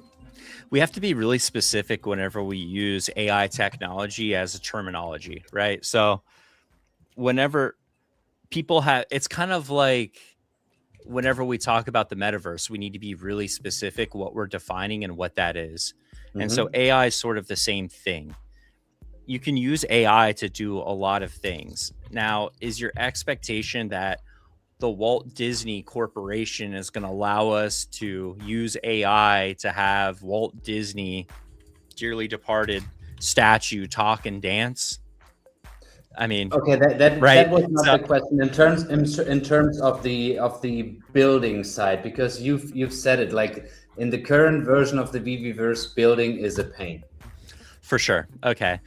So the way that building hopefully will work, I can't promise anything, and I don't want to go into too many details. Yeah. But essentially, it's going to be using a series of prefabs, like just like any video. If you've ever played The Sims, or if you've literally played any video game in the existence of the world that has building, like if you're into survival craft, I'm playing a game called Green Hell right now, where you're stranded in the Amazon jungle, right? And you've got to survive. Whenever you build in that game, you have to go through the work of harvesting materials, but it's not like you're placing every single stick and palm leaf independently. Yeah. You open up a building menu, and the building menu is like, do you want to build a door, a wall, a platform, a base, a half wall, a windowed wall? That's what we're talking about. We're talking about prefabs to make life easier for the end user, because we just can't have people losing their minds. Like, we just want them to log in and have a good time. And we also want it to feel like an actual experience, which that's been a thing that we've received externally and that we've always known internally, is whenever you log into something like the VVverse, it should feel like you're logging into an experience, right? Like it should feel, there should be a splash screen. There should be some sort of intro. There should be like a starting screen UI that makes it feel like you're starting an experience. It shouldn't be like you've logged into a program for work.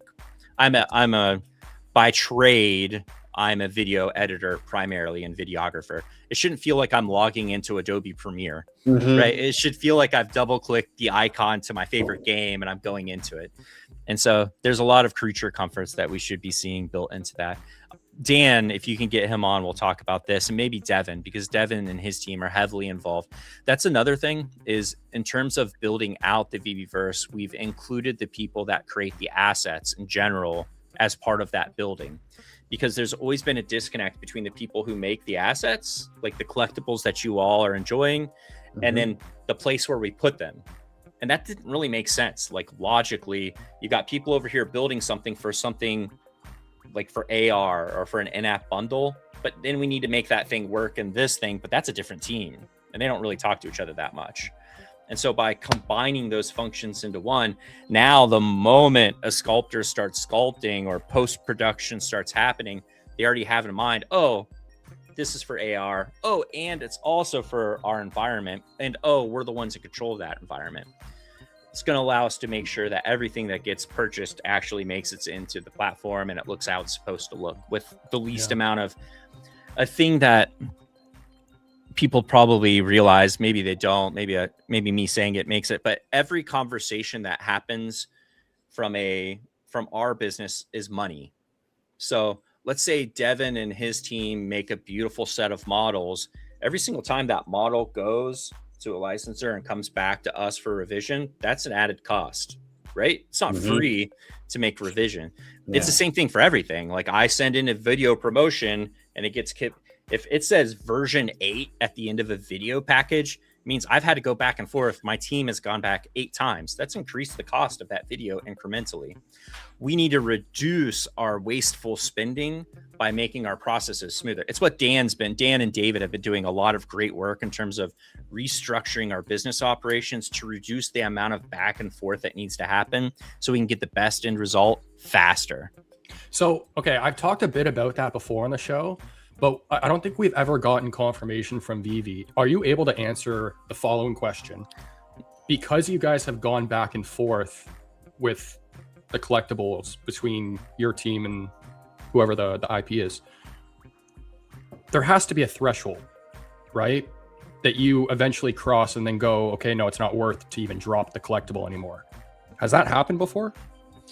It has happened before, but for the most, so there's different kinds of values. And that's another thing to think about in the collecting space in general. So the value tangibly of having an iconic IP is worth more sometimes than the value of the sale of that IP to a collector. So sometimes the cost might be prohibitive in terms of, even if we sell this out, we're not going to make that money back. But having that IP on the platform is basically a approval. Like, so now we were talking earlier about digital collectibles being defined more clearly by the SEC. And I talked about how that's exciting to me because now financial pundits, news agencies are going to Google digital collectibles and they're going to find us at the top of most lists because we own the term digital collectibles. Whenever they click that and they see all of those icons from all those brands, those icons and those brands being associated with Vivi, officially licensed, sometimes is worth more than just the back and forth transaction that happens between collector and Vivi, right? So whenever we talk about thresholds, it's more than just the dollar cost average that we're going to get from just selling the thing. Like, is this worth the trouble just to have it on Vivi, period? Okay, makes sense. Jan, are there any comments in your chat that you want to highlight? Not really. D-Roy is in the chat. Bro, Suya? Get the dog from... Wait, like D-Roy's, like Suya? Yeah. Suya. Yeah. Yeah, we were just D-Roy, hop over into Josh's stream so we can pull your comment up. That would be awesome. Yeah, but other than that, AI rights of publicity or AI laws on deepfake stand. Yeah, 100%. And I think we see a lot of our affiliates and creators doing that. And that's just a little bit different because there's a layer of separation between us and UGC, user generated content, right? And so the only time that could become a risk is if you're completely misrepresenting what the product actually is in terms of trying to generate a sale. But even so, the liability isn't on us. Thus, it's a layer separated via UGC. Yeah, that is the sort of the risky business with AI. Now, in terms of like text, voice to text and stuff like that, 100%. Like that's just, it's going to be standard practice. Like we already use those tools. I think anyone that's using like a standard, even like Chat GPT already is super familiar. And my son uses that even. Again, like that's why if you're not taking into account AEO and GEO right now, like you're just, what are you doing, man? Like you're about to get lost in the sauce. Like, yeah. Another comment here. Unless there's consent by owner or persons, you can't have AI have IP brands or products do anything you want. You got it. I'm always surprised that Fortnite and their ability to get skins, because that's like a hard rule for a lot of licensors, is that, and it's the same thing for video games. That's why, like Marvel, for instance, this is like an interesting one for me that I learned as I worked here, is you have Marvel Studios, which is television. You've got Marvel Entertainment, which is comics. And you have Marvel Gaming, which is games. Each one of those has completely different rules. So like Marvel gaming, of course, in the Spider-Man game, you can be Spider-Man, but you can't be Spider-Man as a digital collectible because you can't be that character because it's a completely different brand. It's like there's a lot of IP licensing is. God bless you, What a David. crisscross. Yeah, God bless you, David, for figuring that all out. Oh man. That's all the comments on my end. Jan, do you have any questions like on your list at all, or? No, I mean, I think we are like 1.5 hours in. I mean, we've covered a lot today, and it was like a great update, I think. Well, I appreciate you guys having me on. I'm sorry I missed the last one. Just been grinding. Got the month of May coming. You all know what that means. May the 4th. We've got if you're a Star Wars fan, buckle up, buttercups. We've got a lineup for you. I'm stoked. I haven't been buying. No hints, but I'll tell you this much. I haven't been buying as much as I have been because I'm saving up for the month of May. There's some good stuff in there, man. Okay. Where are we at? We're at the end of March. Yeah, so you should see a couple promotionals start going out, sort of teasing these upcoming months. These next few months are just going to be wild. It's going to be so many good stuff. Have me back on whenever all that stuff's live, because for some of it, having the additional explainers, Devin and I were doing explainers there for a bit, but as we're restructuring the VVverse, I didn't want to keep promoting inside of the VVverse whenever the VVverse experience might change.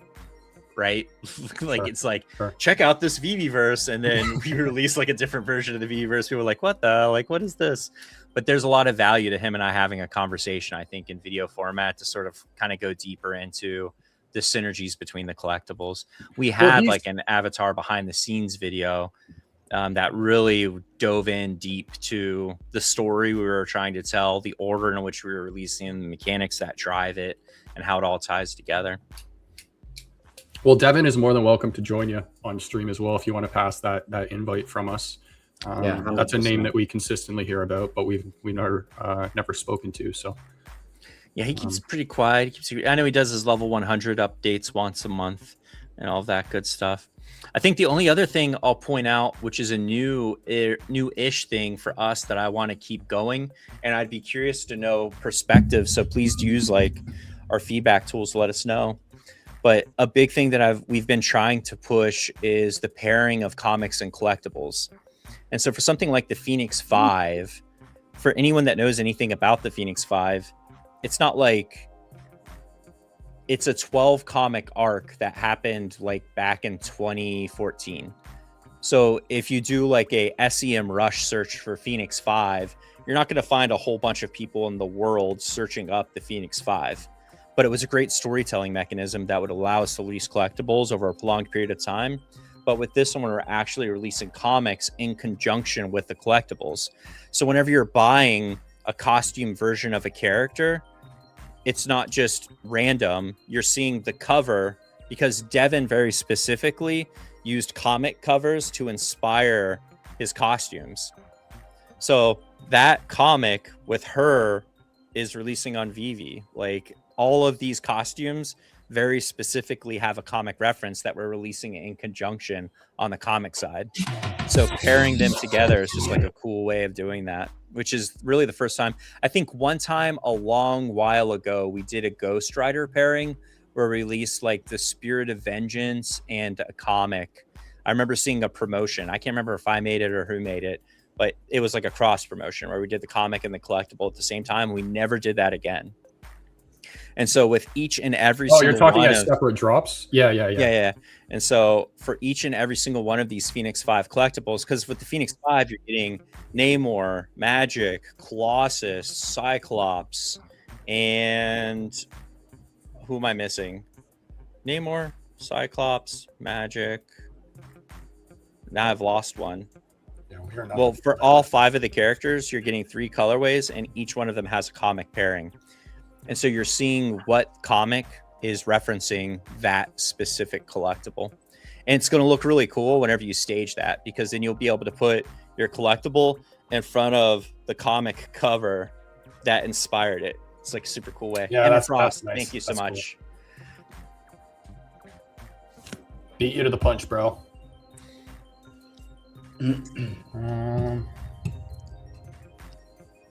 Phoenix 5 is that's the latest one too, right? Yeah. Okay. Yeah. Very cool. Matthew Lamb says the White Queen. The White Queen. If you like the White Queen, stay tuned because we got more.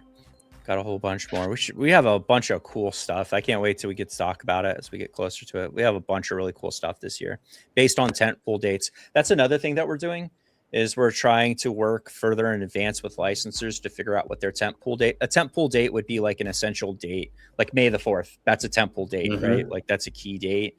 And so we've worked out months and months and months and months ago what we were going to do on May the 4th, right? And how we were going to surround that. And so we have other tentpole dates that are going to launch, which we get to go together with it. It's just going to be awesome. So speaking of key dates, because a question we keep getting these past few weeks is, do you think VV is going to continue doing more of like the movie drops that they, like the Jurassic Park movie posters that they did? There was the Black Panther movie poster. There was the James Bond tickets for the movie. There was a lot of those that seemed to happen a couple years ago. Back in the days, yeah. Yeah, we don't see them happening anymore. Does VV have like plans for that? Posters in general on VV as a collectible category don't perform strongly currently, but with some of the upcoming product lines, you're going to see that we're testing some different ways of applying utility to those to enhance their collectability. And also we're changing the way that you actually visualize and see and experience those. And so we kind of want to test as a company different ways to utilize, because we love posters are a primary collectible from a physical standpoint, like the physical world. Like posters are one of those things where there's a lot of value in them, but the number of people that collect them is actually pretty small. It's a pretty niche kind of thing. Now, in the early days of VV, anything that released did well, right? Just because there was a whole separate boom that was occurring. At this point in time, we're really trying to dial in, if we're releasing things, do people actually want them? And we can easily see that with data, right? Like how many people logged into the app, how many people made a purchase, how many people made repeat purchases. And we can sort of base the value of doing that. Fair. Some of my favorite collectibles on the platform are those posters. So I like them from a displayability standpoint. And that's kind of the other thing is having tangible means for people to just, one of my favorite promos, I think before I worked at VV, was an Ultraman promo, where it was like they had there was like a Scotty Young Ultraman poster. There's like that's season posters. 1. Yeah, the season 1. And there was a promo video that was done basically like in a subway tunnel. It was like late at night, and they had all the posters floating there, and they had all the collectibles in front of it. It was a super clean promo. But again, can an average person open up AR and easily replicate that?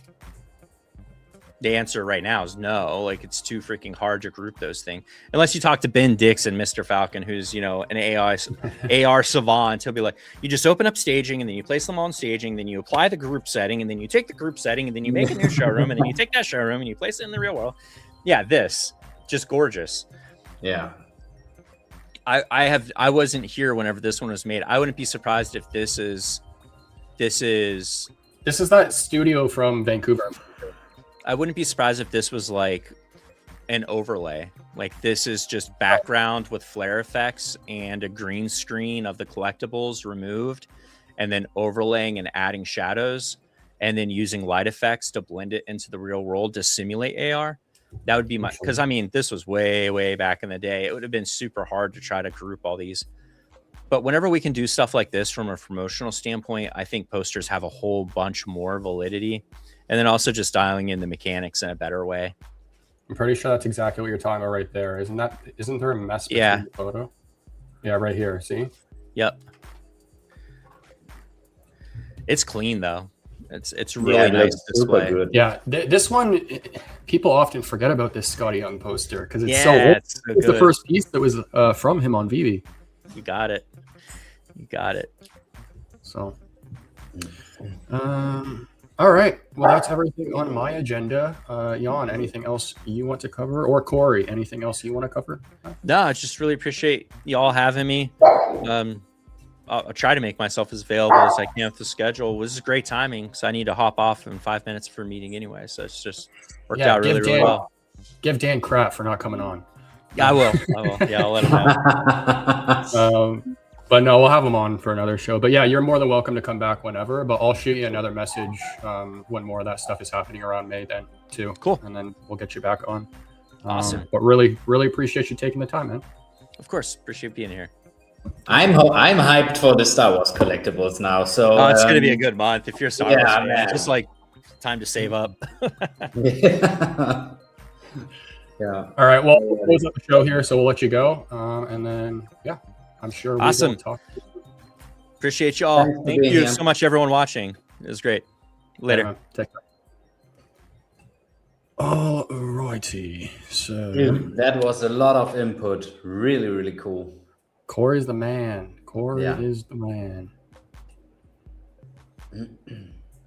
There we are. And we're back.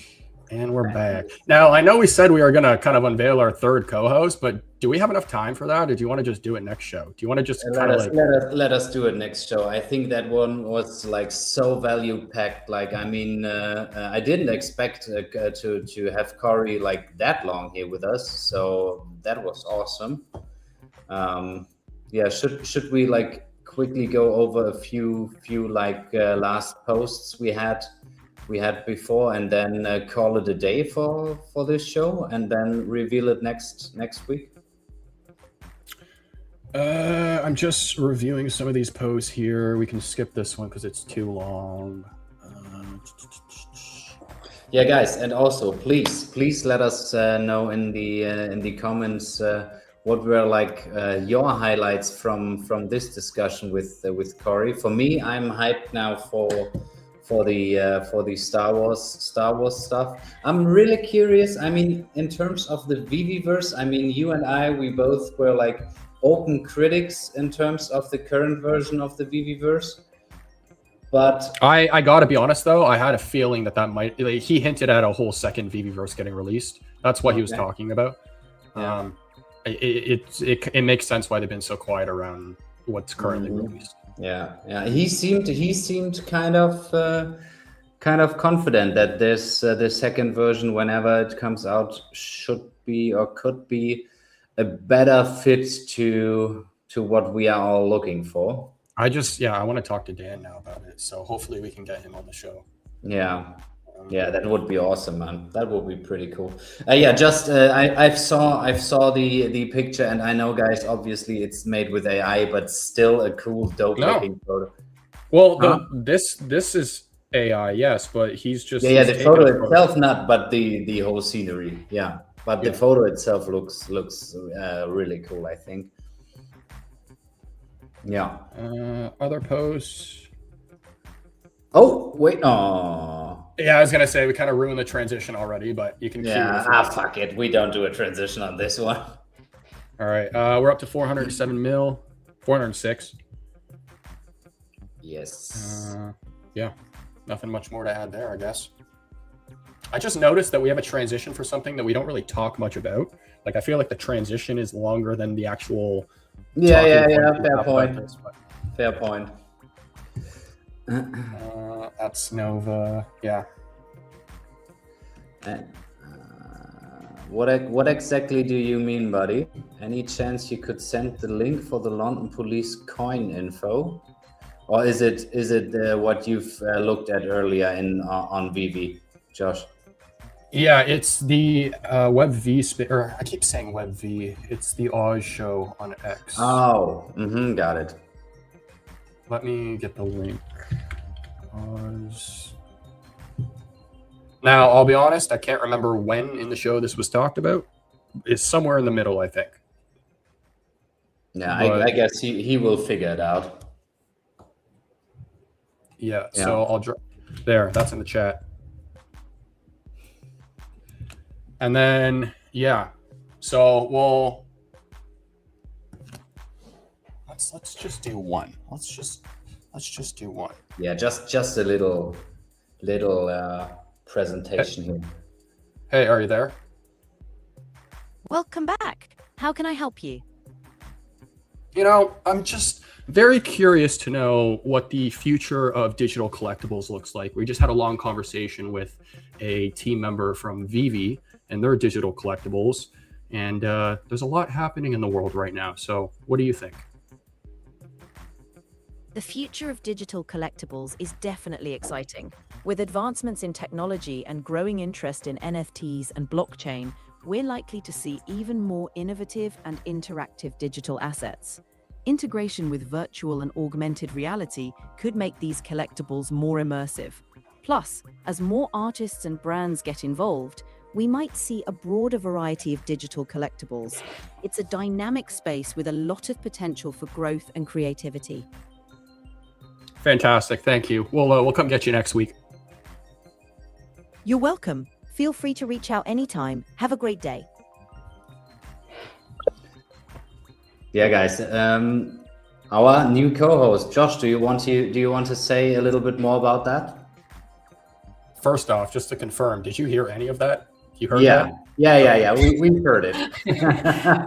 Probably should have asked at the beginning, but yeah, just a little, I guess, hint at where conversations can go moving forward on the show.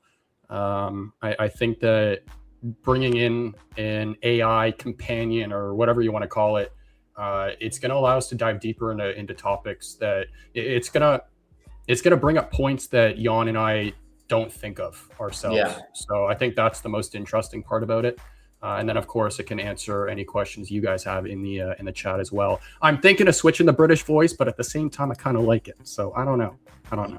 We'll see. I mean, I suggested Arnold Schwarzenegger voice. Like that, that would be also great. No, we're keeping it a girl. Okay, so then yes, I did mention mini games in our last show as well. We're gonna bring those in with the bot next show just because of timing. But Jan, anything else? No, man. I really enjoyed that show today. That was awesome. Yeah. Awesome. Yeah, we'll bring him on closer to May again. We'll have him on the show many more times, hopefully. But yeah, Corey's a superstar. I'm so glad we could have him on. But that was today's show. So unless we have any other questions in the chat, we'll wrap it up. We'll be live again next Monday at 1 p.m. EST. And yeah.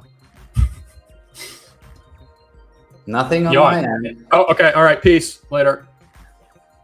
Let's collect. We collect. Collectors going digital and Jack collects.